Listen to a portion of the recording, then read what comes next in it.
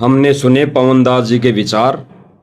अब हम इनसे ये जानना चाहेंगे कि संत रामपाल जी महाराज जी परशुराम जी को और अन्य देवी देवताओं यानी ब्रह्मा विष्णु महेश जी को भगवान कहकर संबोधित क्यों करते हैं, इस पर हम पवनदास जी के विचार जानेंगे संत रामपाल जी के महाराज जी के ज्ञान आधार से। तो सब तक ये संदेशा जाएगा तो सबके समझ में आएगा। तो बताएं पवनदास जी, इस पर क्या विचार है। देखिए कजोड़ जी, इसके बहुत सारे कारण हैं। सबसे पहले तो मैं आपको ये बता दूं कि वर्तमान में सारी सृष्टि का जो एकमात्र परमात्मा है, भगवान है, परमेश्वर है, वो कबीर देव है। और वो कबीर देव वर्तमान में 8 सितंबर 1951 को सतगुरु रामपाल जी के रूप में, स्वरूप में, सतलोक से चलकर स्वयं धरती पर जो है वो प्रकट है। तो मेरी नज़र में, मेरी दृष्टि में इनके अलावा दूसरा कोई परमात्मा, कोई भगवान नहीं है। अब रही बात सतगुरु रामपाल जी के द्वारा अपने प्रवचनों में, अपने सत्संगों में, अपने कर कमल से लिखित पुस्तकों में अन्य देवी देवताओं को या महापुरुषों को या अंश अवतारों को या जैसे ब्रह्मा विष्णु महेश जी को भगवान कहकर संबोधित करने की, तो इसके पीछे बहुत सारी रीजन है। देखिए, बच्चा जब छोटा होता है और किसी कारण से वो बीमार हो जाता है तो माता पिता उसको डॉक्टर के पास लेकर जाते हैं। डॉक्टर उसको कड़वी कड़वी दवा देता है। अब बच्चा कड़वी कड़वी दवा नहीं खा सकता और खाएगा नहीं तो वो रोग मुक्त नहीं हो सकता।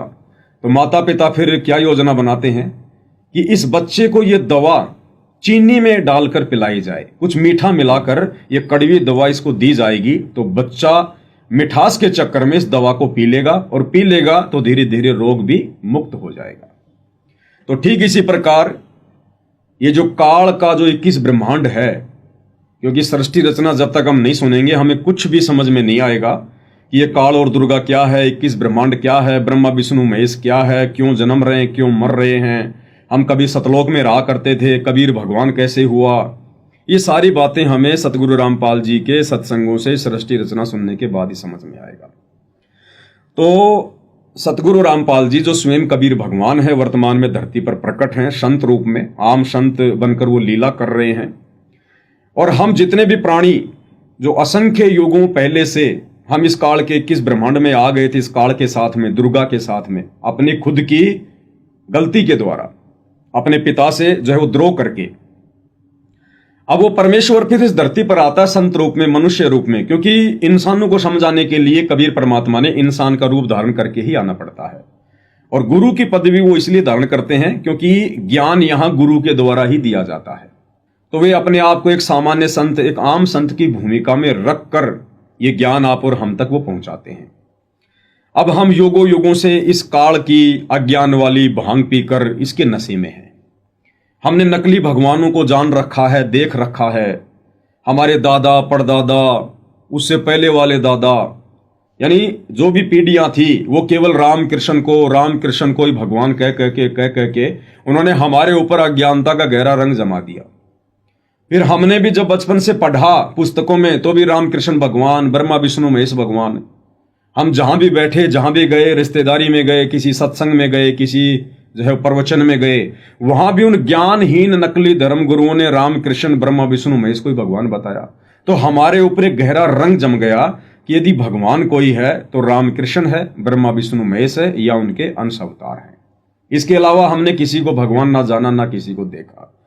अब सतगुरु रामपाल जी ने आकर हमें शास्त्रों से दिखाना चाहा है कि भगवान कौन है। अब ये कड़वी दवा है, ये कड़वी सच्चाई है। शास्त्र ना हमारे पूर्वजों ने पढ़े, ना कभी हमने पढ़े। हमारे पूर्वज तो बेचारे अनपढ़ थे, वो शिक्षित नहीं थे, अक्षर ज्ञान युक्त नहीं थे, और उन्होंने तो कभी शास्त्रों के जो मेन जो जिल्द हैं वो भी नहीं देखे होंगे। अंदर से पढ़ना तो बहुत दूर की बात है। समाज का जो एक शिक्षित जो एक वर्ग था, जिसको हम जो है ब्राह्मण वर्ग कहते हैं, वही लोग शास्त्रों का अध्ययन किया करते थे। शास्त्रों में क्या लिखा है भगवान के विषय में, भक्ति के विषय में, उन लोगों ने जैसा हमारे पूर्वजों को बता दिया उन्होंने स्वीकार कर लिया, और जैसे हमारे पूर्वजों ने हमें कहा वैसा ही हमने स्वीकार कर लिया। तो इस आधार से लोग भगवान की परिभाषा को भूल चुके हैं। अब सतगुरु रामपाल जी परमेश्वर जी ने आकर गीता, वेद, कुरान, पुराण, बाइबल सभी शास्त्रों को खोल खोल कर दिखाकर उन्होंने ये साबित किया है कि ये जितने भी भगवान हैं जिनको हम भगवान मानते थे, ये भगवान नहीं है, ये परमात्मा नहीं है। असली परमात्मा कबीर जी हैं और उन्होंने सारे इन बातों के जो है प्रमाण भी दिए हैं। तो अगर डायरेक्टली संत रामपाल जी ये बातें कह दें कि भाई ये रामकृष्ण भगवान नहीं है, परशुराम जी भगवान नहीं है, ब्रह्मा विष्णु महेश भगवान नहीं है, काल और दुर्गा भगवान नहीं है, भगवान तो कबीर जी हैं, वो सतलोक में रहते हैं, सचखंड में रहते हैं, तो किसी के भी गले ये बात नहीं उतरेगी।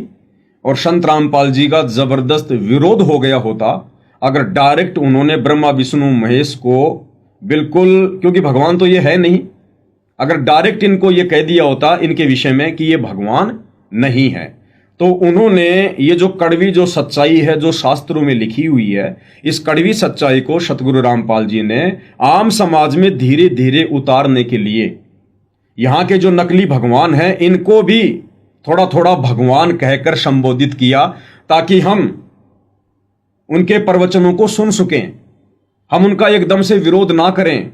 और संत रामपाल जी हमें क्या समझाना चाहते हैं, क्या बताना चाहते हैं, शास्त्रों से क्या दिखाना चाहते हैं, सृष्टि रचना के माध्यम से हमें क्या बताना चाहते हैं, उन बातों को धीरे धीरे हम स्वीकार करें। इसलिए सतगुरु रामपाल जी ने हमारी छोटी बुद्धि को देखते हुए, हमारी शास्त्र ज्ञानहीनता को देखते हुए, और इन्होंने ब्रह्मा विष्णु महेश को भी कहीं कहीं पर भगवान की संज्ञा जो है वो दी है। अन्यथा ये जितने भी भगवान हैं ये सारे के सारे सतलोक से आए हुए हैं, सब जीव रूप में आए थे और अंत में सब जीव रूप में रह जाते हैं।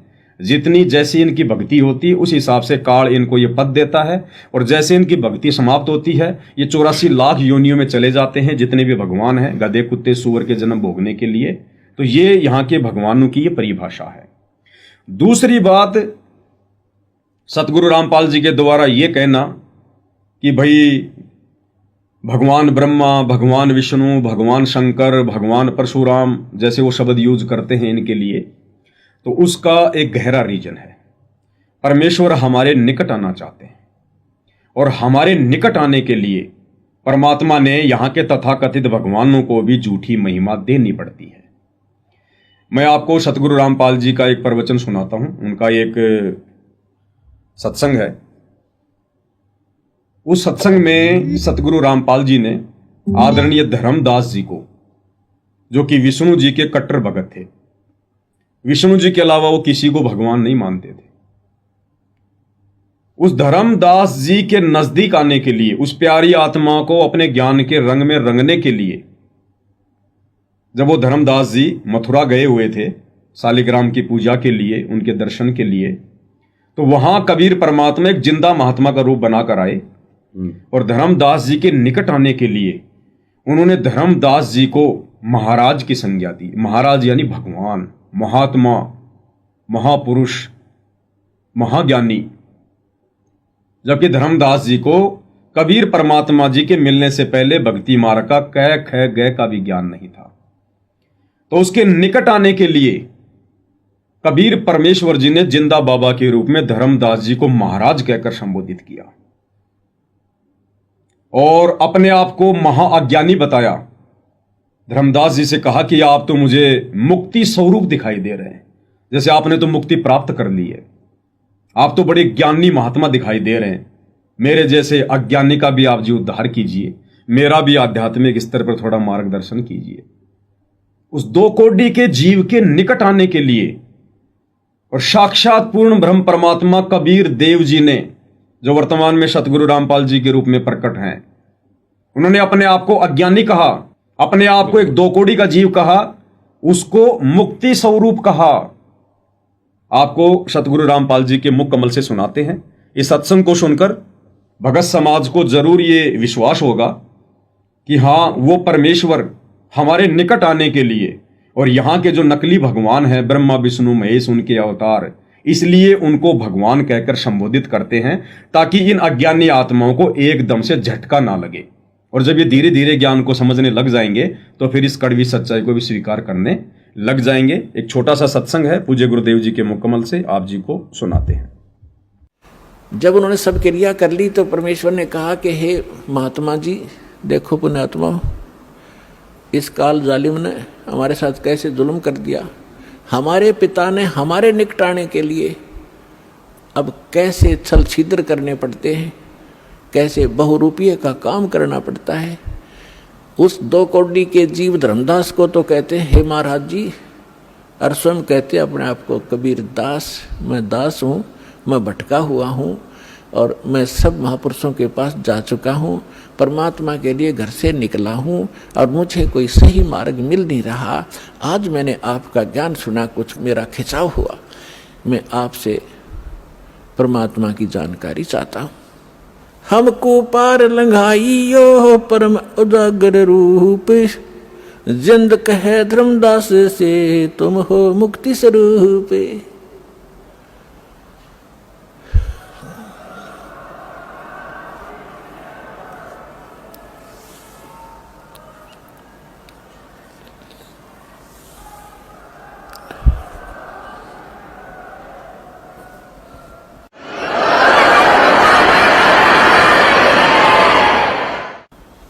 अब परमात्मा ने उस जीव के निकट पहुंचने के लिए कहा कि हमको पार लंघाइयो हे परम उजागर रूप, और जिंद कहे धर्मदास से, परमात्मा जिंदा रूप में थे और तुम हो मुक्ति स्वरूप। आप तो बिल्कुल ऐसे लगते हो जैसे आप तो पार होए पड़े हो, और मुझे भी वो मार्ग बताइए ताकि मेरा उद्धार हो। परमात्मा कह रहे हैं धर्मदास जी से। तो ये है वो मेन रीजन जिस कारण से ये परमात्मा होते हुए भी हम अज्ञानी जीवों को अपनी शरण में लेने के लिए, अपना अनमोल ज्ञान हम तक पहुंचाने के लिए हमने जो काल की अज्ञानता वाली भांग पी रखी है, 2 कौड़ी के जीवों को हमने भगवान मानकर उनकी पूजा की हुई है, हम उनको भगवान मान चुके थे। तो उनकी सच्चाई बताने के लिए परमात्मा इनको, चाहे ब्रह्मा विष्णु महेश जी हों, चाहे उनके अंश अवतार हों, परमेश्वर अपने सत्संगों में बार बार कई बार उनके नाम से पहले भगवान शब्द का जो है वो जिक्र करते हैं। तीसरी बात क्या है कजोड़ जी, ये भक्ति मार्ग है, और सतगुरु यहां आकर हमें तत्व ज्ञान इसीलिए देता है कि हम उनके संकेतों को थोड़े में समझ जाएं। कैसे? कबीर परमेश्वर जी की वाणी है कि शिष्य पूजे गुरु आपना और गुरु पूजे सब साध, कहे कबीर उन दोनों का मता बड़ा अगाध। शिष्य पूजे गुरु आपना, जो एक शिष्य होता है, शिष्य का भगवान केवल उसका गुरु होता है। शिष्य ने केवल अपने गुरु की ही पूजा करनी चाहिए। बिल्कुल सही। शिष्य के लिए उसका गुरु ही भगवान होता है, अन्य कोई भगवान नहीं होता फिर उसके लिए, ना परशुराम, ना ब्रह्मा विष्णु महेश, ना राम, ना कृष्ण। शिष्य पूजे गुरु आपना और गुरु पूजे सब साध। और जो गुरु होता है, जो परमात्मा स्वरूप होता है, उसमें कोई ये कर्म लागू नहीं होता अध्यात्म का। वो भले सबकी पूजा करे, गुरु चाहे सबको भगवान कहे, क्योंकि उसने तो ज्ञान समझाना होता है, हम तक पहुंचना होता है। लेकिन शिष्य की कुछ मर्यादा होती है जो गुरु सत्संगों में हमें जो है बता देता है कि शिष्य ने अपने गुरु की ही पूजा करनी होती है, मूल पूजा सतगुरु की ही होती है। और शिष्य ने पतिव्रता पद पे रहकर भक्ति करनी होती है। पतिव्रता पद पर रहकर भक्ति करने का मतलब है अपने गुरु के अलावा दूसरे को पति परमेश्वर के रूप में स्वीकार ना करना। सही बात। शिष्य की जुबान से गुरु के अलावा किसी और के लिए भगवान शब्द का प्रयोग ना होना, अन्यथा हम फिर व्यभिचारणी भक्ति में आ जाएंगे, जो गीता जी में मना किया हुआ है, हम पार नहीं हो पाएंगे फिर। तो शिष्य पूजे गुरु आपना और गुरु पूजे सब साध। गुरु तो सबको भगवान कहेगा, परशुराम को भगवान कहेगा, रामकृष्ण को भी भगवान कहेगा, लेकिन गुरु ने साथ में सत्संगों में सृष्टि रचना के माध्यम से और गीता जी को पढ़ाते समय यह भी साबित कर दिया कि ये कितने लेवल के भगवान है, ये कहां तक के भगवान है। तो कहते हैं शिष्य पूजे गुरु आपना, गुरु पूजे सब साध। कहे कबीर उन दोनों का मता बड़ा आगाध है, उन दोनों के द्वारा ये शब्द कहने में बहुत ज्यादा अंतर है। गुरु जो परमात्मा होता है, जिसपे कोई कर्म लागू नहीं होते, वो भले किसी को भी भगवान कहे, किसी की भी पूजा करे, लेकिन शिष्य ने यदि अपने गुरु के अलावा किसी और को भगवान कह दिया, किसी और की पूजा कर ली, तो शिष्य का तो सारा धर्म ही नष्ट हो जाता है। तो कहते हैं कहे कबीर उन दोनों का मता बड़ा अगाध। तो इस कारण से सतगुरु रामपाल जी अपने सत्संगों में भले किसी को भगवान कहें, कितना ही भगवान कहें, हमें कोई ऑब्जेक्शन नहीं है, लेकिन यदि उनसे ज्ञान प्राप्त करने के बाद, उनसे उपदेश लेने के बाद, जिस प्रकार से सतलोक आश्रम के प्रवक्ता चांद राठी जी ने परशुराम जी को भगवान कहकर संबोधित किया, तो वहां फिर ऑब्जेक्शन होना लाजमी है। एक छोटा सा उदाहरण दूंगा आपको।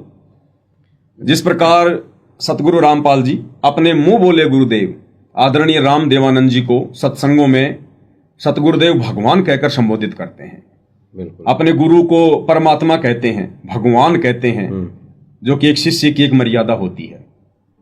लेकिन आज हमें पता चल गया है कि आदरणीय राम देवानंद जी संत रामपाल जी के गुरु नहीं थे, केवल उन्होंने एक भूमिका की, उनको अपना गुरु बनाकर, गुरु शिष्य परंपरा को बनाए रखने के लिए।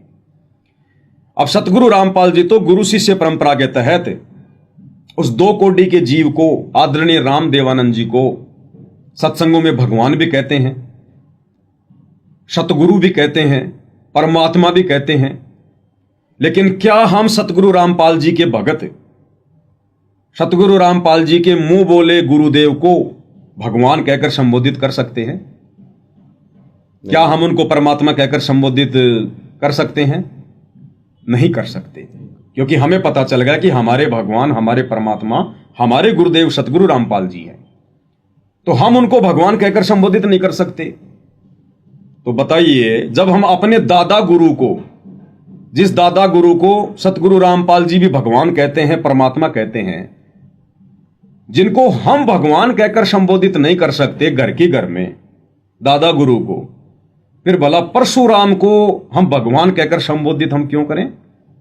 ब्रह्मा विष्णु महेश को भगवान कहकर हम संबोधित क्यों करें? भगवान है कितने? एक तरफ तो संगत संत रामपाल जी को भगवान कहती है, ऊपर से परशुराम जी को भी भगवान कह रही है, ब्रह्मा विष्णु महेश को भी भगवान कह रही है। तो फिर भगवान है कौन? हमने तो सबको संत रामपाल जी के बराबर लाके खड़ा कर दिया। सतगुरु रामपाल जी ने तो हमें ज्ञान समझाने की दृष्टि से उनको भगवान कहकर संबोधित किया, लेकिन अब वो ज्ञान समझ में आने के बाद, या मैं ये कहूंगा कि जिन जिन आत्माओं को ज्ञान समझ में आ गया है, वो आत्माएं सौपन में भी सतगुरु रामपाल जी के अलावा भगवान रूप में, परमात्मा रूप में किसी और को स्वीकार नहीं करेंगी।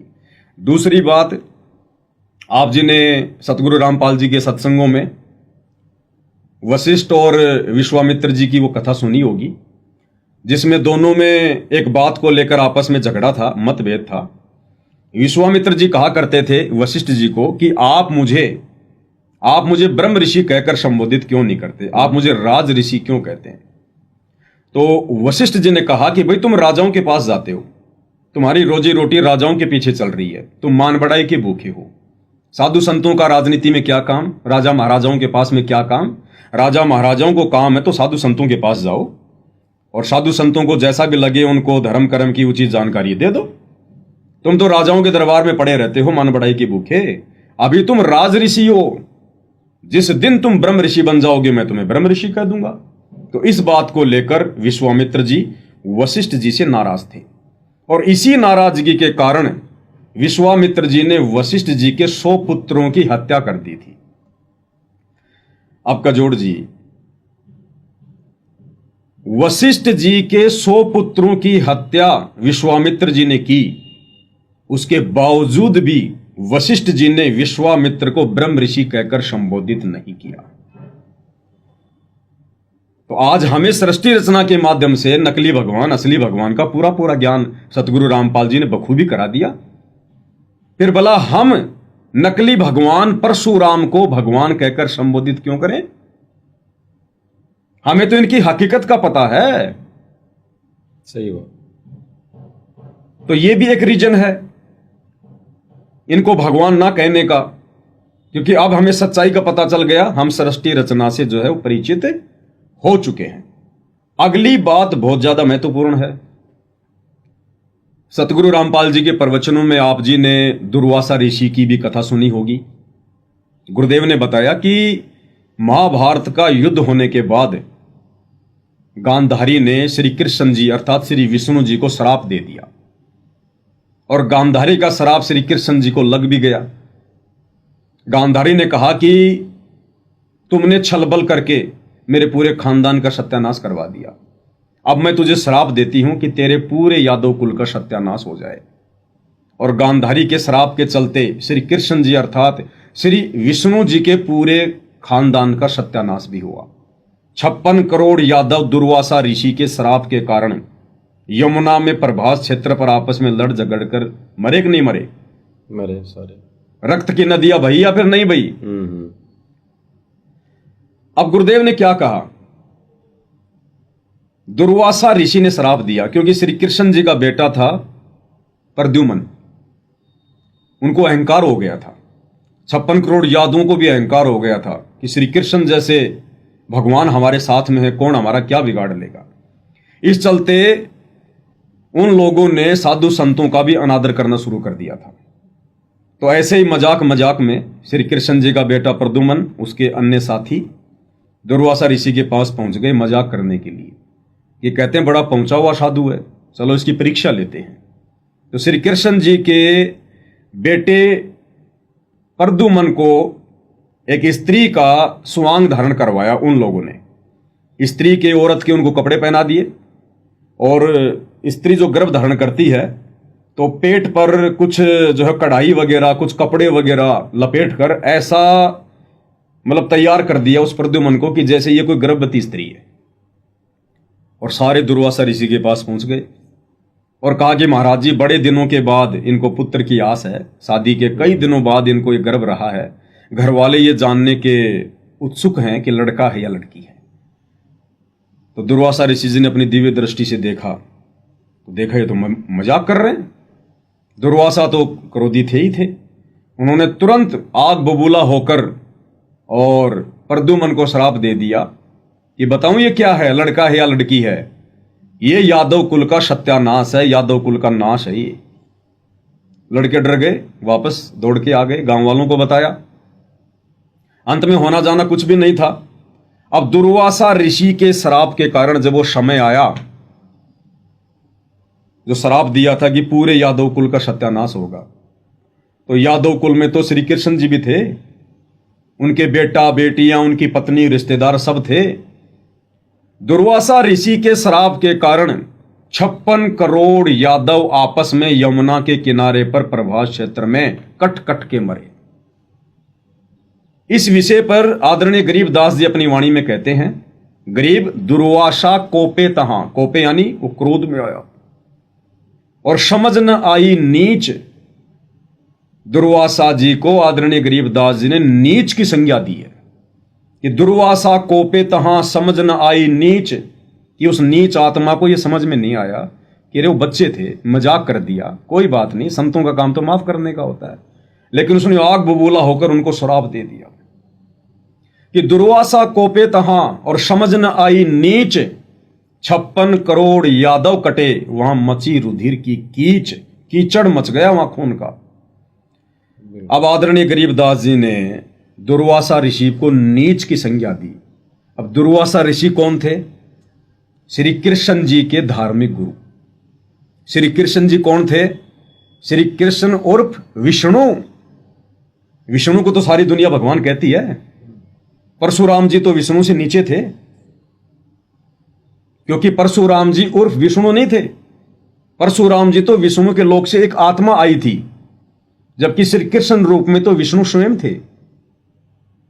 तो श्री कृष्ण का गुरु कह लीजिए, चाहे विष्णु का गुरु कह लीजिए, तो विष्णु अर्थात श्री कृष्ण जी के गुरु को भी आदरणीय गरीबदास जी ने अपनी अमृतवाणी में नीच की संज्ञा दी है। फिर भाई हम श्री विष्णु जी के एक अंश अवतार छोटी सी शक्ति को, परशुराम जी को भगवान कहकर कैसे संबोधित कर सकते हैं? कैसे वो भगवान हो सकते हैं? जब विष्णु जी के गुरु दुर्वासा को भगवान ने नीच की संज्ञा दी है क्योंकि उसने 56 करोड़ यादवों का सत्यानाश कर दिया अपने वचन से, श्राप से। 56 करोड़ यादव आपस में कट कट के मर गए। और परशुराम जी ने क्या किया? 3 बार पूरी पृथ्वी को क्षत्रिय विहीन किया, मार मार के, काट काट के। केवल क्षत्रियों का विनाश किया, उनकी औरतों का नहीं किया, उनके बच्चों का नहीं किया। अब उन लोगों के मरने के बाद में वो सारी औरतें विधवा हुई, सारे बच्चे यतीम हो गए, अनाथ हो गए, रोजी रोटी की समस्या उत्पन्न हो गई, लोगों की दुर्भावना का शिकार होना पड़ा, गंदी नजरों का शिकार होना पड़ा। तो ऐसे परशुराम को हम कैसे भगवान की दृष्टि से देख सकते हैं?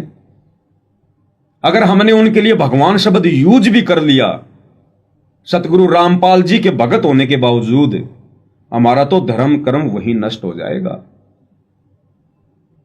क्योंकि हमें भगवान की परिभाषा सतगुरु रामपाल जी ने समझा दी है, बता दी है।